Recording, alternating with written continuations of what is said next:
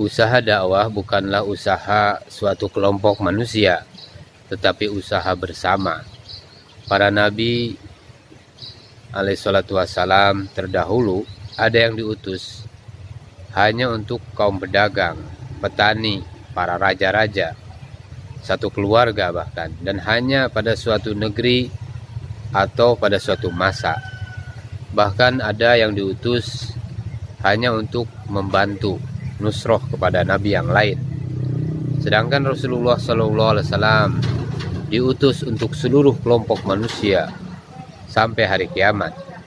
Sebagaimana sabdanya yang artinya, para nabi terdahulu diutus hanya untuk kaumnya, sedangkan aku diutus kepada seluruh manusia. Orang yang melakukan usaha dakwah kerjanya sama, namun objek dakwahnya berbeda. Para solehin medan dakwahnya orang-orang soleh dan untuk dirinya sendiri, dan para nabiyin medan dakwahnya hanya untuk kaumnya. Sedangkan khataman nabiyin, imamul anbiya, sayyidul mursalin, Rasulullah SAW, medan dakwahnya untuk seluruh manusia, bahkan seluruh makhluk hingga hari kiamat. Saudara-saudara yang dimuliakan Allah Subhanahu wa taala, asas kerja usaha dakwah adalah istimaiyat.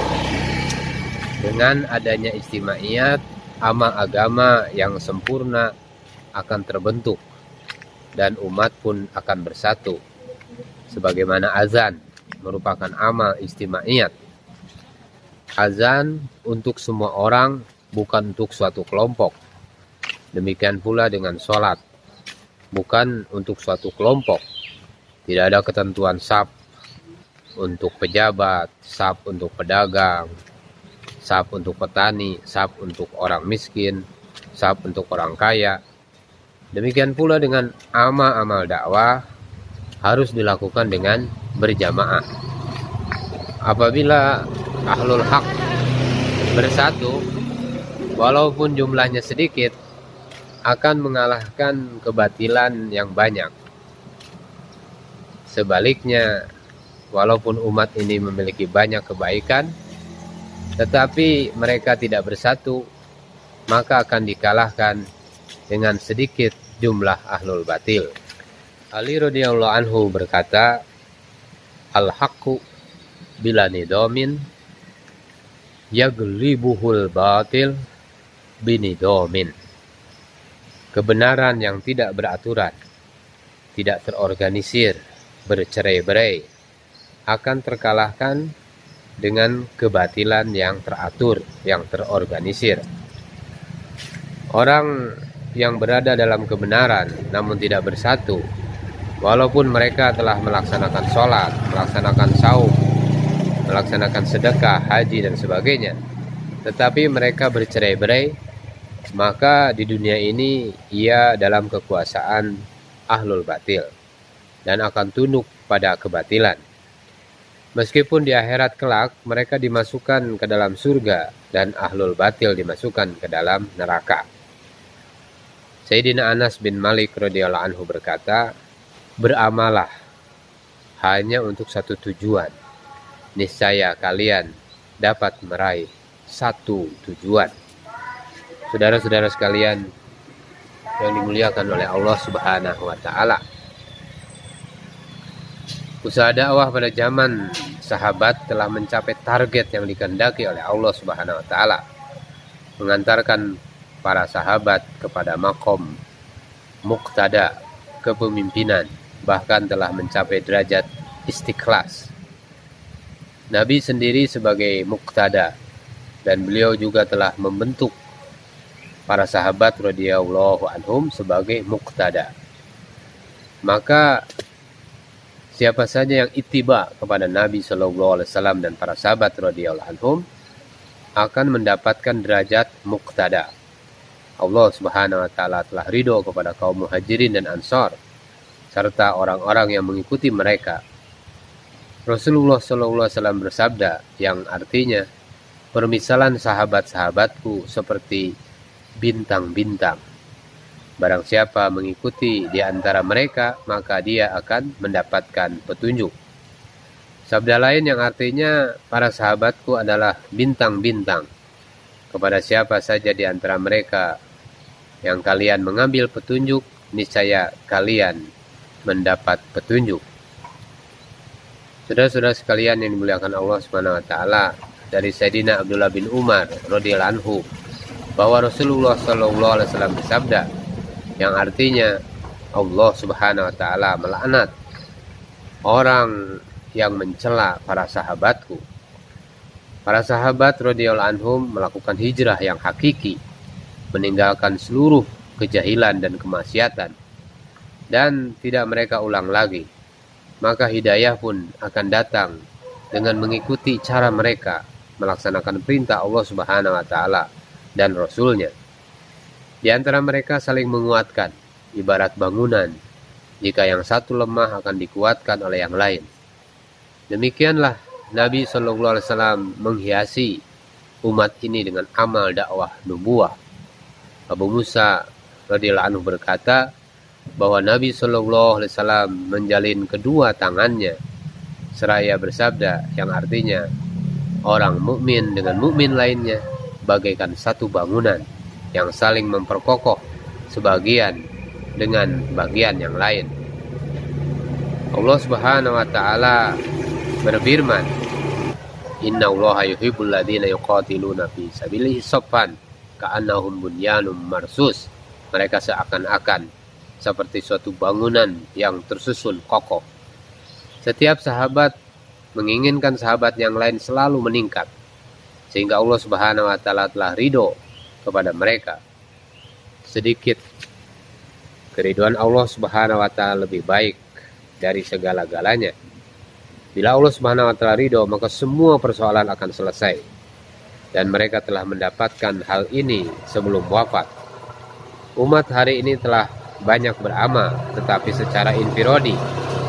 Namun para sahabat radhiyallahu anhum selalu istimai amal, sehingga mereka memiliki ma'rifat yang sama, walaupun berbeda tingkat pengetahuan. Dan orang-orang yang beriman, lelaki dan perempuan, sebagian mereka adalah menjadi penolong bagi sebagian yang lain. Mereka menyuruh mengerjakan yang ma'ruf, mencegah dari yang munkar, mendirikan sholat, menunaikan zakat, dan mereka taat kepada Allah dan Rasul-Nya. Saudara-saudara sekalian, di antara 124.000 sahabat, hanya kira-kira 1.000 orang yang mahir baca tulis. Mereka kurang paham perkara dunia. Ketika mereka menundukkan Romawi, mereka mendapatkan ghanimah kasturi putih yang bentuknya seperti garam. Lalu mereka mencampurkan ke dalam masakan sehingga terasa pahit. Demikian besar kerisauan Nabi SAW dan sahabatnya kepada umat, sehingga tidak sempat usaha dunia. Mereka rela mengikat batu pada perut sebagai ganja penahan lapar. Tak seorang pun sahabat radhiyallahu anhu yang tidak memiliki kerisauan umat, sehingga pedang mereka dengan mudah menghancurkan kebatilan yang dahulu hanya digunakan untuk menyempurnakan hawa nafsu. Mereka tak menyangka negara seperti Persia dan Romawi takluk di tangan mereka. Dengan usaha dakwah ilallah, perbuatan maksiat akan berkurang. Bahkan lambat laun dapat terbentuk suasana Islami. Dengan suasana Islami, seseorang akan mudah mengamalkan syariat Islam. Bukan hanya syariat fatwa, tetapi juga syariat takwa. Syariat takwa maksimal yang dikehendaki oleh syariat Islam, sedangkan syariat fatwa adalah target minimal. Namun syariat takwa tidak menyalahkan orang yang hanya memakai syariat fatwa. Misalnya orang yang sholat memakai pakaian yang hanya menutupi pusar hingga lutut. Dahulu di antara para sahabat radhiyallahu anhum ada yang tidak memiliki kain, sehingga ketika sholat mereka hanya sekedar menutup auratnya. Ijma membolehkan hal ini dan sholatnya sah. Tetapi saat ini ketika menghadap seorang pejabat yang paling rendah sekalipun, maka hal ini dianggap tidak beradab. Apabila melihat syariat takwa, seharusnya memakai jubah, peci, sorban, wangian, dan bersiwak sebagaimana Rasulullah SAW memakainya. Maka kita juga memakainya tanpa menyalahkan orang yang tidak memakainya. Jika hanya mengamalkan syariat fatwa, tidak ada kekuatan untuk mengajak orang lain. Tetapi jika mengamalkan syariat takwa, akan mudah mengajak orang lain untuk beramal, walau hanya sebatas syariat fatwa. Banyak wanita memakai jilbab syariat fatwa ini karena tertarik dengan wanita yang memakai niqab atau burdah. Ini syariat takwa.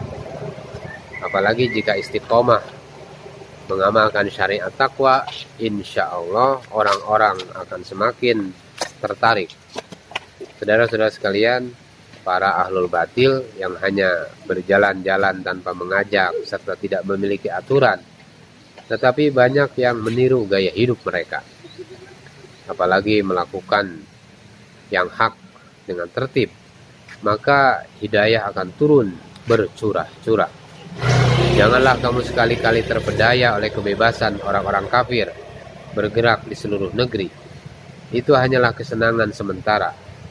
Kemudian tempat tinggal mereka adalah jahanam, dan jahanam itu adalah seburuk-buruk tempat kembali.